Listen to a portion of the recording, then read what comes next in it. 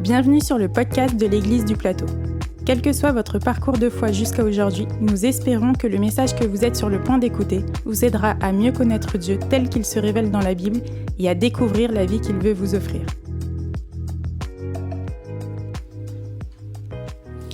Donc le titre de l'enseignement ce matin, c'est la crainte de Dieu. J'ai une question très directe et simple pour nous aujourd'hui. Est-ce que vous avez crainte de Dieu? Oui ou non? C'est pas compliqué, hein?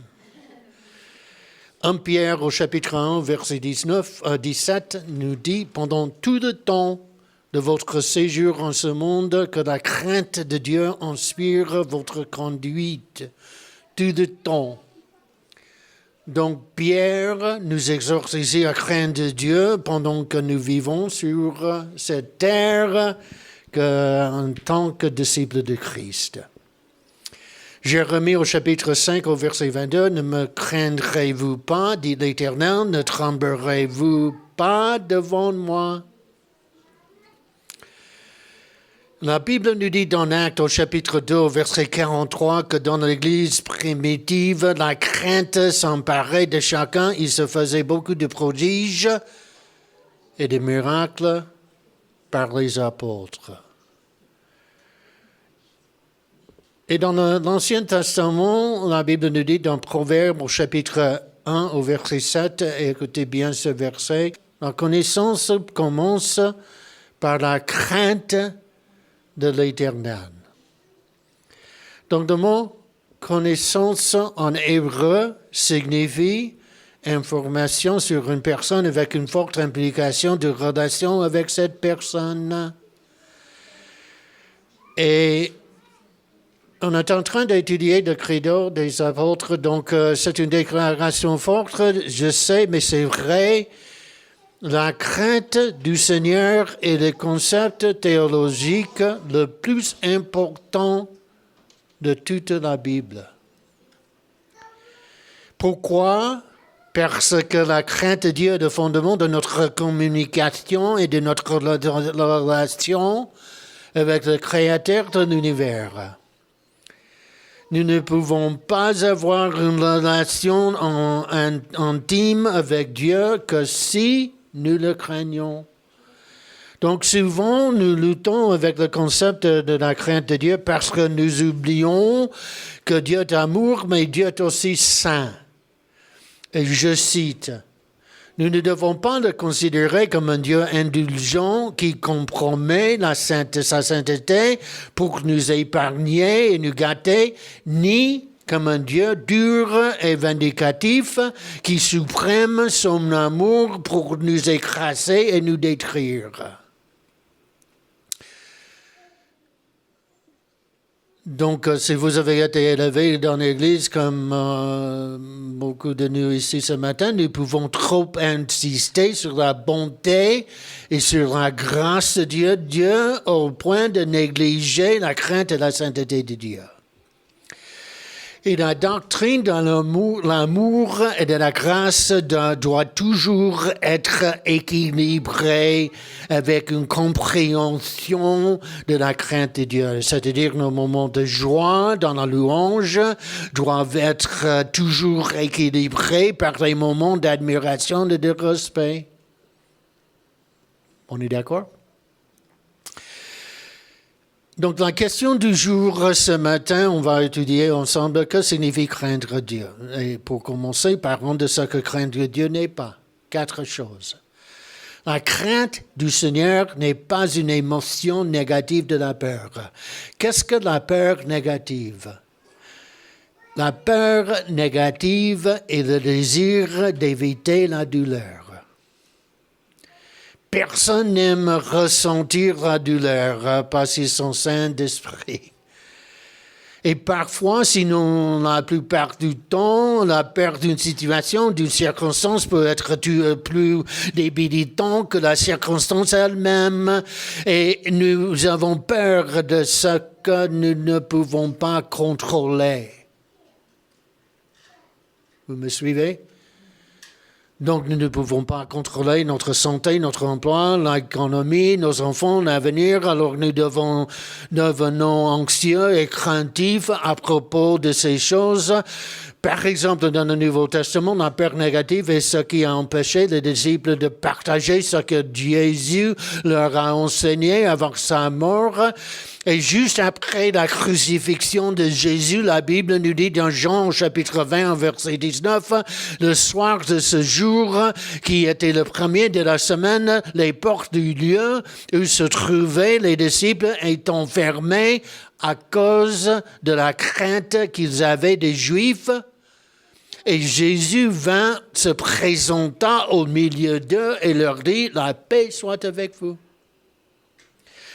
Donc, la crainte numéro 1 n'est pas comme une émotion négative de peur. Oswald Chambers a écrit un jour la chose remarquable à propos de Dieu est que lorsque nous le craignons, nous ne craignons rien d'autre, alors que si nous ne craignons pas Dieu, nous craignons tout le reste. Vous savez, vous connaissez de Timothée au chapitre 1, verset 7, car ce n'est pas un esprit de timidité, de peur, de crainte que Dieu nous a donné, mais un esprit de force, d'amour et de sagesse. Numéro 2, la crainte de Dieu, ce n'est pas vivre dans la peur que tout ce que nous faisons pour Dieu ne soit pas suffisant. La crainte du Seigneur ne consiste pas à vivre dans le légalisme où nous avons une longue liste de ce que nous devons faire et de ce que nous ne devons pas faire. Et si nous complétons la liste, nous sommes saints. Et si nous ne le complétons pas, la liste, nous ne sommes pas saints. Le légalisme consiste à vivre pour Dieu de l'extérieur vers l'intérieur. Nous suivons un ensemble de règles et les obéissons par devoir. Mais dans le royaume de Dieu, c'est l'inverse. La sainteté, la vraie sainteté consiste à vivre pour Dieu de l'intérieur vers l'extérieur. Nous servons Dieu, lui obéissons en raison d'un sentiment d'amour. Osée, au chapitre 6, au verset 6, « Car je prends plaisir à l'amour bien plus qu'au sacrifice et à la connaissance de Dieu bien plus qu'au holocauste. » Donc l'amour de Dieu pour nous n'est pas basé sur ce que nous faisons, nous ne faisons pas. En fait, Dieu ne nous aimera jamais plus ou moins qu'il ne le fait en ce moment. Si Dieu était sur Facebook, il serait un de nos amis. Et si Dieu avait un portefeuille, notre photo, il serait. Dieu nous aime inconditionnellement. On est d'accord, amen. Troisièmement, la crainte du Seigneur ne signifie pas que nous vivons dans la croyance que Dieu ne peut pas nous pardonner. En fait, Dieu est prêt et disposé à nous pardonner. Nous n'avons pas besoin de supplier Dieu. Nous n'avons pas besoin d'essayer de négocier avec Dieu, de le soudoyer. Je ne le ferai plus jamais, je te le promets. Seigneur, si tu me pardonnes, j'écouterai même toutes les prédications de Georges sur YouTube. Que devons-nous faire? Nous devons nous confesser. Se confesser, ce n'est pas dire « Dieu ne le referai plus jamais ». C'est dire, tu as raison, Dieu, j'ai eu tort, pardonne-moi. Est-ce que vous avez jamais pensé, je me demande si Dieu n'en a pas assez que je reviens vers lui et que je lui demande pardon sans cesse, encore et encore et encore et encore, même pour la même chose. Mais il est dans la nature. Il est dans la nature de Dieu de nous pardonner encore et encore. 1 Jean chapitre 1 verset 9, « Si nous confessons nos péchés, il est fidèle et juste pour nous les pardonner et pour nous purifier de toute iniquité. » Donc nous n'avons pas besoin à vivre dans la crainte que Dieu ne nous pardonnera jamais. Dieu nous pardonne instantanément et complètement. Et parfois, nous sommes plus durs avec nous-mêmes que Dieu. Et nous avons placé la barre si haute que même l'apôtre Paul ne pouvait pas sauter par-dessus. Mais Dieu ne s'entend pas à ce que nous soyons sans péché parfait. Il attend seulement de nous que nous recherchions la sainteté. Et certains chrétiens ont peur que, comme si Dieu était un juge méchant prêt à nous condamner. Certaines personnes, même les chrétiens, pensent que Dieu était un parent indifférent à qui il ne pourrait jamais plaire, un enseignant qui était toujours un professeur qui était toujours dur avec eux, ou bien une personne qui n'était jamais là quand ils avaient besoin d'elle. Blaise Pascal a écrit un jour: Dieu a créé l'homme à son image et l'homme lui a rendu le compliment. Répétez après moi, s'il vous plaît, à haute voix: Dieu n'est pas comme moi. Par exemple, nous savons que nous avons fait Dieu à notre image lorsque nous pensons que Dieu déteste les mêmes personnes que nous détestons. Qui est Dieu pour vous? Il y a l'histoire vraie d'un professeur d'une école biblique qui a donné le même texte examen chaque année à un groupe d'étudiants entrants nouveaux. Et le test commence par une série de questions sur ce que les élèves pensent de Jésus, ses caractéristiques. Et les 24 questions sont ensuite suivies d'une deuxième série de questions avec un langage légèrement modifié dans laquelle les élèves répondent à des questions sur leur propre personnalité. Savons-nous ce qu'ils ont découvert? Tout le monde a pensé que Jésus était comme eux. Donc, il a été dit que ce qui nous vient à l'esprit lorsque nous pensons à Dieu est la chose la plus importante à notre sujet. Par exemple, si nous sommes des gens remplis de grâce, nous croyons que Dieu est plein de grâce.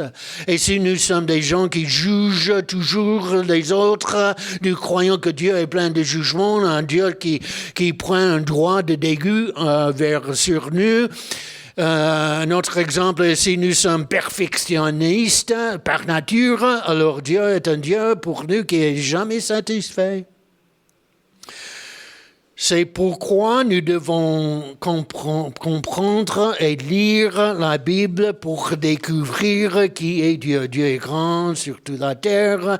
Dieu est le Créateur qui a simplement parlé et les mondes ont été créés. Dieu est l'alpha, l'oméga, le début et la fin, le roi des rois, le Seigneur des seigneurs. Il n'y a rien que Dieu ne puisse faire parce que rien n'est impossible avec Dieu. Jérémie au chapitre 32, verset 17, « Seigneur éternel, voici tu as fait les cieux et par terre, par ta grande puissance et par ton bras étendu. Rien n'est étonnant de ta part, rien n'est trop difficile pour Dieu. » Matthieu au chapitre 19, au verset 26, « Aux hommes cela est impossible, mais à Dieu, tout est possible. » Il n'y a aucun degré de difficulté avec Dieu. Dieu ne s'inquiète jamais, Dieu n'est jamais anxieux. Dieu ne lève pas les mains en l'air et dit « Oh mon Dieu, qu'est-ce que je vais faire? Qu'est-ce qu'un Dieu doit faire? Pour qui puis-je appeler? » Il n'y a pas de bouton de panique au paradis. Et juste au moment où nous sommes prêts à abandonner dans la prière, Dieu intervient et fait un miracle. Dieu est pour nous. Dieu n'est pas une brute, un tyran, il n'essaie pas de nous intimider pour que nous le servions. Dieu veut que nous soyons proches de lui. Il veut nous pardonner encore plus que nous voulons être pardonnés. Notre Dieu, on est en train d'établir la base de l'enseignement. Notre Dieu est un Dieu de pardon, d'amour et de restauration. Et notre Dieu est toujours là, prêt à nous serrer dans ses bras et à nous tenir.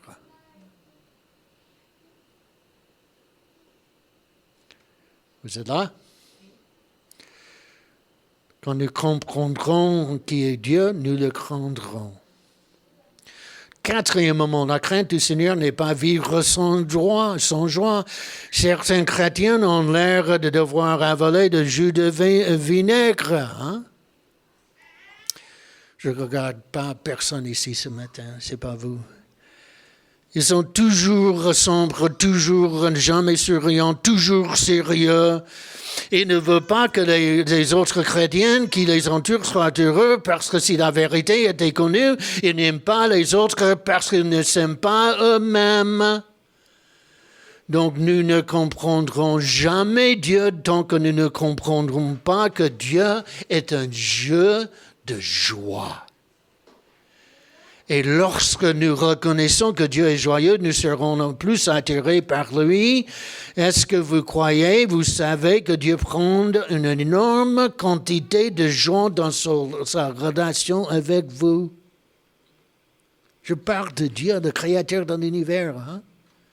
Sophonie au chapitre 3, au verset 17, « L'Éternel, ton Dieu, est au milieu de toi comme un héros qui sauve. Il fera de toi sa plus grande joie. Il gardera le silence dans son amour. Il aura pour toi des transports d'allégresse. » Donc sa joie peut nous être transmis directement par son Saint-Esprit qui habite en nous. C'est exactement ce que Néhémie a découvert dans Néhémie au chapitre 8, au verset 10, « Car la joie de l'Éternel sera votre force. » Jésus a dit dans Jean au chapitre 15, au verset 11, « Je vous ai dit ces choses afin que ma joie... » Est-ce que vous avez la joie du Seigneur en vous? Et que votre joie soit parfaite. Nous avons été créés par Dieu pour vivre sa joie. Philippiens chapitre 4 au verset 4, « Réjouissez-vous toujours dans le Seigneur, je le répète, réjouissez-vous. » Donc, la crainte de Dieu n'est pas une émotion négative, ni le fait de s'inquiéter que ce que nous faisons pour Dieu ne soit pas suffisant, ni de penser que Dieu ne veut pas nous pardonner, ni de vivre notre vie chrétienne sans joie. Qu'est-ce que c'est la crainte de Dieu? La crainte de Dieu signifie le respect que nous avons en tant qu'être humain pour le Seigneur de la relation que nous avons avec lui.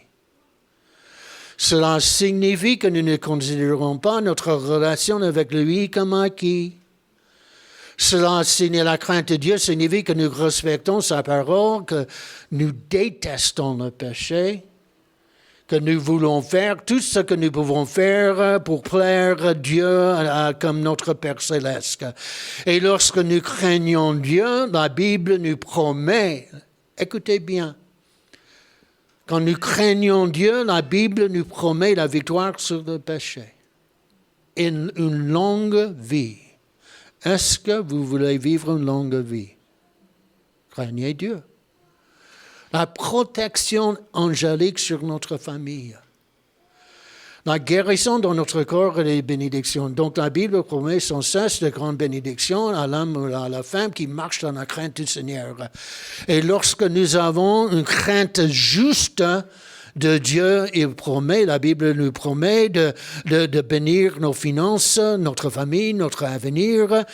Et lorsque nous révérons et exaltons Dieu, nous comprendrons qu'il a le contrôle de notre vie. Il veille sur nous et nous guide dans notre chemin. Psaume au chapitre 56 au verset 3, David a écrit « Quand je suis dans la crainte en toi, je me confie. » Et tout à coup, nous commençons quotidiennement à dire « Dieu est tout-puissant, Dieu est le Seigneur de mes relations, de mes finances, de mon travail, de ma vie. » On va tourner la page et nous posons la question, comment pouvons-nous, ici ce matin, craindre Dieu? Premièrement, nous devons choisir de craindre Dieu. Proverbe au chapitre 1, verset 28, « Alors ils m'appelleront, mais je ne répondrai pas. » C'est Dieu qui dit, qui parle. « Ils me chercheront, mais ils ne me trouveront pas. » Pourquoi? Puisqu'ils ont détesté la connaissance et ils n'ont pas choisi de craindre l'Éternel. Donc c'est ma choix. C'est notre choix. Deuxièmement, nous devons nous repentir de nos péchés. Pierre a prêché une prédication qui était aux non-croyants pendant les Actes au chapitre 2, mais c'est pour nous comme croyants aussi. Pierre leur dit, répentez-vous et que chacun de vous soit baptisé au nom de Jésus-Christ pour le pardon de vos péchés. Et Matthieu au chapitre 5 au verset 8, heureux ceux qui ont le cœur pur, car ils verront Dieu. Donc, pour craindre Dieu, nous devons vivre dans la pureté. Nous devons vivre une vie de repentance quotidiennement. Et peut-être que vous êtes ici ce matin en disant « Je ne suis pas une si mauvaise personne ». Et peut-être que vous êtes une bonne personne. Mais cela ne signifie pas que vous êtes sans péché ou bien parfait. Ou bien ça arrive dans le royaume de Dieu qu'il y aura des chrétiens qui se disent je suis plus saint que n'importe qui. Pourquoi dois-je me repentir? 1 Jean chapitre 1 verset 8, si nous disons que nous n'avons pas de péché, nous nous séduisons nous-mêmes et la vérité n'est point en nous, même la crainte de Dieu. Je pense que nous serions embarrassés et honteux si quelqu'un nous disait ce matin que toutes nos pensées secrètes, tous nos motifs cachés, toutes nos pensées lubriques cachées pendant la semaine dernière, toute notre haine et nos péchés passés de la semaine dernière allaient être exposés ce matin et mis sur un écran pour que tu les vois et les lises.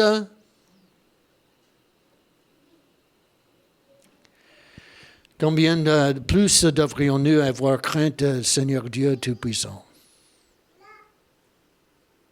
Lorsque nous nous présentons devant lui, nous sommes complètement exposés. Rien n'est caché. Dieu sait ce que nous pensons avant de le penser. Dieu voit tout et ce seul fait devrait nous faire trembler et prêts à se repentir. Nous devons confesser notre péché avec un cœur contrit et lorsque nous adorons Dieu, nos cœurs doivent être purs. Parce que Dieu voit tout dans nos vies, pas comme un juge méchant, mais comme un Père aimant qui veut nous protéger.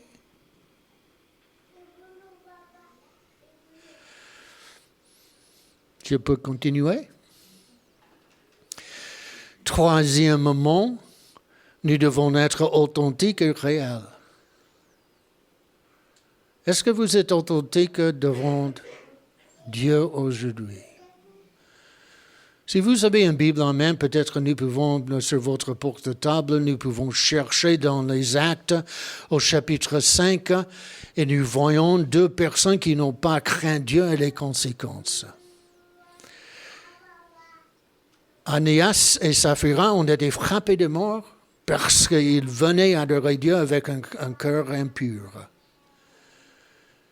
Et le contexte était que le mari et la femme de ce couple ont vendu une de leurs propriétés et ont donné une partie de l'argent à l'Église, ce qui était bien.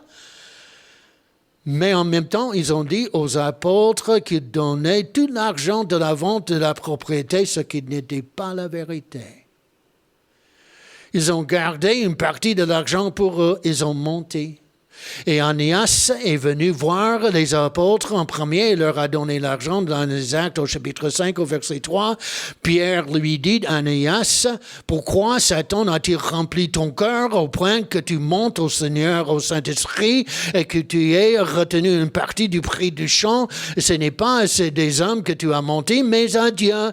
Et Anéas, entendant ces paroles, tomba et expira, il est mort. Une grande crainte saisit tous les auditeurs. Et sa femme est venue, Saphira est venue voir les apôtres 3 heures plus tard, ne sachant pas que son mari était mort. Et la même chose s'est produite. Saphira a menti à Pierre au verset 10. Au même instant, elle tomba aux pieds de l'apôtre, expira, elle est morte.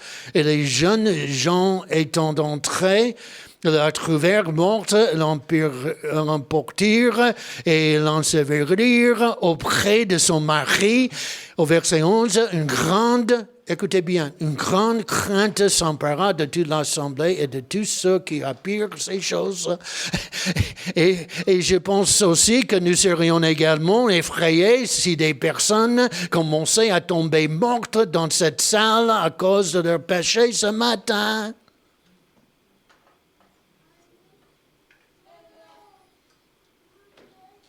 Vous croyez la Bible ou non?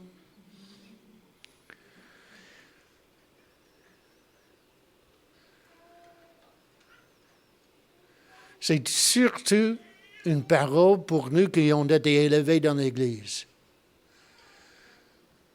Nous ne pouvons pas jouer des jeux avec Dieu.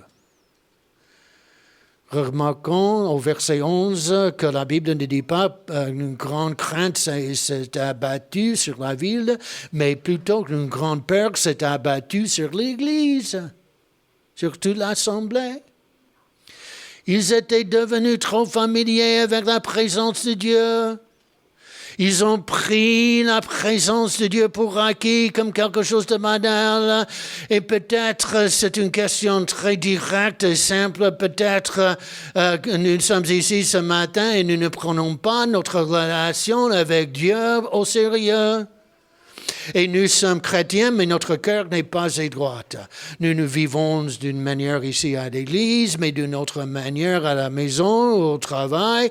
Nous vivons une double vie comme Ananias et Saphira. Écoutez bien, vous pouvez me tromper. Après 42 ans de ministère comme pasteur, j'ai trouvé cela.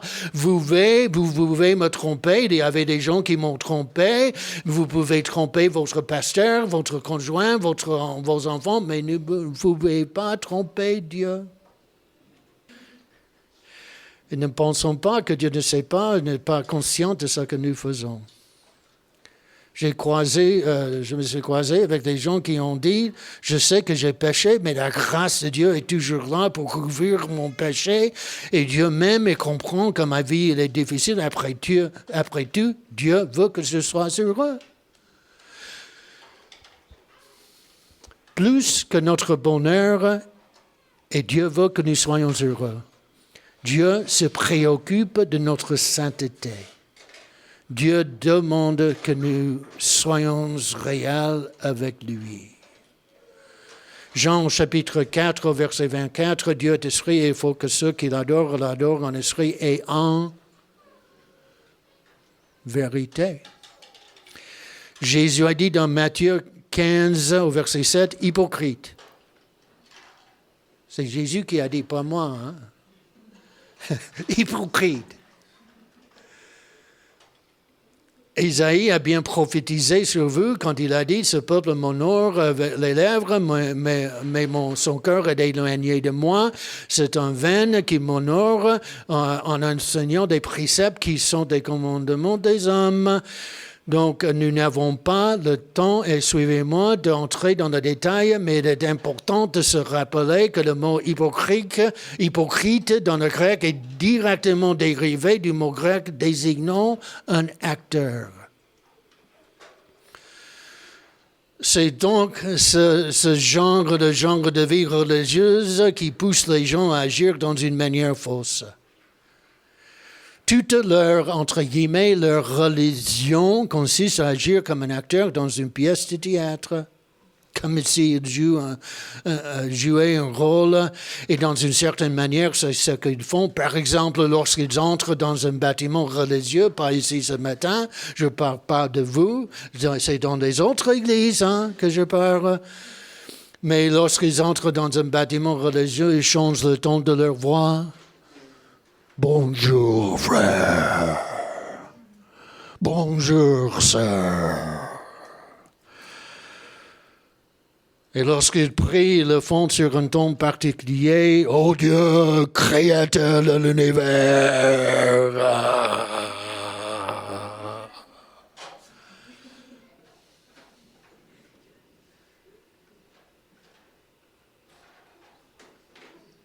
Et vous riez parce que j'ai raison. Il n'y a rien d'authentique et de naturel. Et souvent, nous voulons jouer un rôle parce que nous voulons plaire aux hommes, plus que nous voulons plaire à Dieu. Proverbe au chapitre 29, au verset 25, « La crainte des hommes tend un piège, mais celui qui se confie en l'Éternel est protégé. » Donc, remarquons que la crainte de l'homme est opposée à de la confiance dans le Seigneur, ainsi que lorsque nous avons peur de ce que les gens pensent autour de nous en disant « c'est la crainte de l'homme ». Et c'est une tentation surtout pour nous comme pasteurs. Souvent, la plupart d'entre nous doivent reconnaître que cela nous empêche, la crainte des hommes nous empêche, par exemple pour nous tous, dans notre adoration, que penseront les autres de ma louange, et si je suis trop émotif, écoutez bien, nous servons ce que nous craignons. Si nous craignons des gens, nous servirons des gens. Mais si nous craignons Dieu, nous servirons Dieu. Galates au chapitre 1, verset 10, « Qu'en pensez-vous maintenant? Est-ce que c'est la faveur des hommes que je recherche ou celle de Dieu? Mon désir était de plaire aux hommes. Si je cherchais encore à plaire aux hommes, je ne serais pas serviteur de Dieu. » Il y en a deux en plus, 2 points. Quatrièmement, nous devons craindre le Seigneur par l'adoration respectueuse, sincère et réelle. Si vous avez une Bible, Hébreux au chapitre 12, au verset 28, nous donne une vraie bonne définition de la vraie crainte de Dieu, spécifiquement dans la louange. Au verset 28, Hébreux au chapitre 12, « Le royaume que nous recevons est inébranlable. Soyons donc reconnaissants de servir Dieu d'une manière qui lui soit agréable, avec crainte et profond respect. » Répétez après moi à haute voix, s'il vous plaît, le mot respect. Respect. Car notre Dieu est un feu qui consume. Donc le mot respect dans le grec signifie littéralement dans ce passage attention, prudence. Donc chaque fois que nous nous approchons à Dieu, nous devons nous approcher de Dieu avec prudence, attention, précaution. Nous devons être prudents dans notre louange. Nombre au chapitre 3, verset 10, « Tu établiras Aaron et ses fils pour qu'ils observent les fonctions de leur sacerdoce, et l'étranger qui approchera sera puni de mort. » Donc l'adoration semble très sérieuse ici pour nous. La tradition juive nous dit que des petites cloches étaient placées sur une corde qui était attachée à la cheville du grand prêtre lorsqu'il entrait dans le Saint des Saints. Et ainsi, si le grand prêtre entrait dans la présence du Seigneur d'une manière indigne et qu'il était frappé de mort, on pouvait le tirer à l'extérieur avec la corde.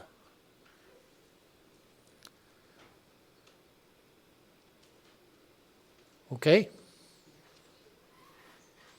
Donc la louange était très bien ce matin, mais ce que nous faisons ici, c'est très sérieux. Un verset encore lévitique dans l'Ancien Testament. Lévitique au chapitre 10, au verset 1, les fils d'Aaron, Nadab et Abihu, prit chacun un baissier, ils mirent du feu et posèrent du parfum dessus. Ils apportèrent devant l'Éternel du feu étranger, du feu étranger, du feu étranger, du feu étranger, et il ne leur avait point ordonné. Alors le feu sortit de devant l'Éternel et le consuma. Ils sont morts devant l'Éternel. Et Moïse dit à Aaron, c'est ce que l'Éternel a déclaré lorsqu'il a dit, je serai sanctifié par ceux qui s'approchent de moi, je serai glorifié en présence de tout le peuple. Et Aaron garda le silence. Je pense aussi que je resterai silencieux. Et remarquons que les deux fils d'Aaron et les neveux de Moïse ont ouvert de feu étranger dans la présence du Seigneur.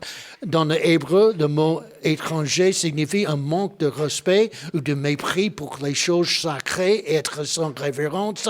Ça signifie traiter que Dieu appelle saint, sacré, comme il était commun. C'est juste un autre dimanche.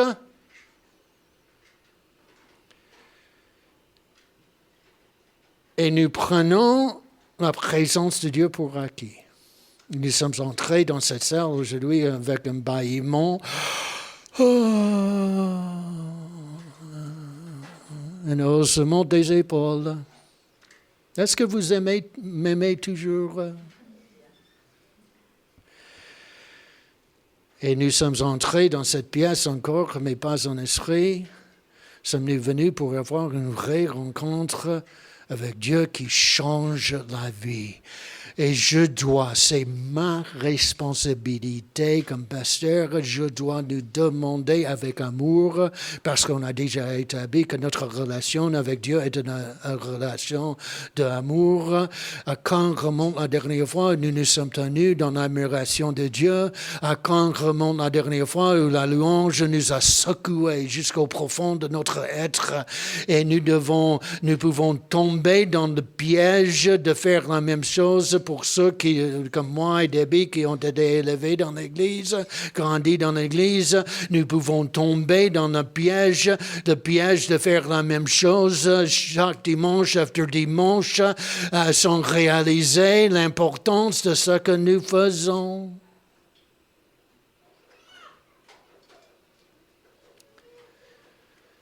Et finalement, moi, je vais vous dire cela comme un pasteur qui vous aime. Donc, le 5e point est le suivant. Nous devons lui offrir le meilleur de nous, même dans la louange et dans la vie chrétienne. Vous êtes d'accord? Hébreux au chapitre 13 au verset 15, « Par lui, offrons sans cesse à Dieu un sacrifice de quoi? De louange, c'est-à-dire le fruit des lèvres qui confessent son nom. » Donc le mot « sacrifice » dans le grec signifie tuer, abattre dans un but précis. Donc quand nous adorons le Seigneur, nous devons, entre guillemets, tuer notre orgueil, notre peur, notre paresse, notre fatigue, notre appétit, tout ce qui menace de diminuer notre adoration du Seigneur. Et je sais que c'est difficile avec des enfants de venir, je sais. Et c'est facile pour nous, pour Debbie et moi, d'oublier ce que vous faites quand vous venez ici avec les enfants. On a la tendance d'être fatigué. Le bébé n'a pas dormi pendant la nuit. Donc, on comprend cela. Pendant que nous étions pasteurs, quand j'avais le même âge que Samuel et Clément, on est allé à l'église dans 2 voitures afin que je puisse être un homme de Dieu sans m'occupant des enfants. Vous comprenez ce que je suis en train de dire? Donc on comprend cela. On comprend cela. Mais en même temps, nous devons nous concentrer sur Jésus seul. Est-ce que vous êtes d'accord avec cela? Si je vous disais que vous avez l'occasion de rencontrer une personne très célèbre à 10 heures dimanche matin prochain à Paris, vous ne dormirez probablement pas beaucoup la nuit précédente, vous vous lèverez tôt, vous vous préparerez et non seulement vous arriverez à l'heure, mais vous arriverez tôt. Parce que parfois nous perdons de vue le fait que chaque dimanche, nous avons un rendez-vous avec le Créateur de l'univers. Amen.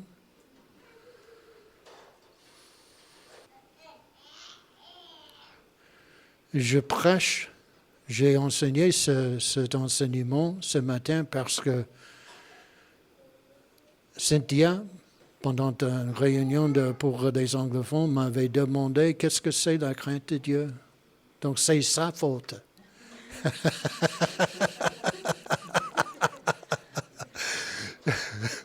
C'est sa faute.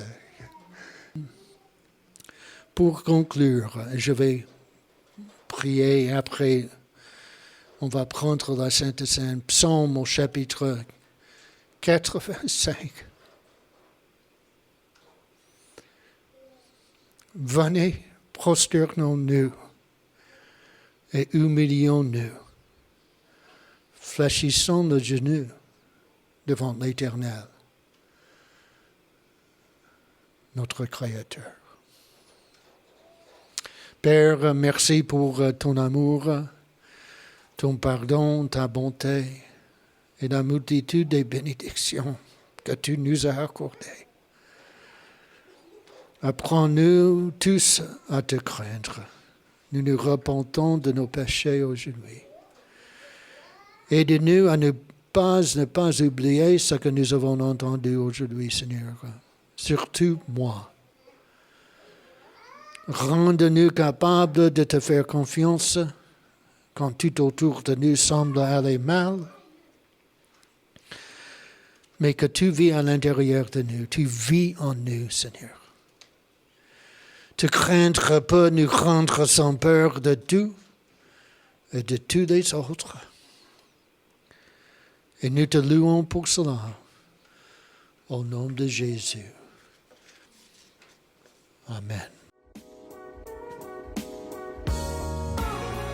Si vous voulez en savoir plus sur le message que vous venez d'entendre ou sur l'Église du Plateau, contactez-nous sur notre site égliseduplateau.fr ou sur nos pages Facebook et Instagram.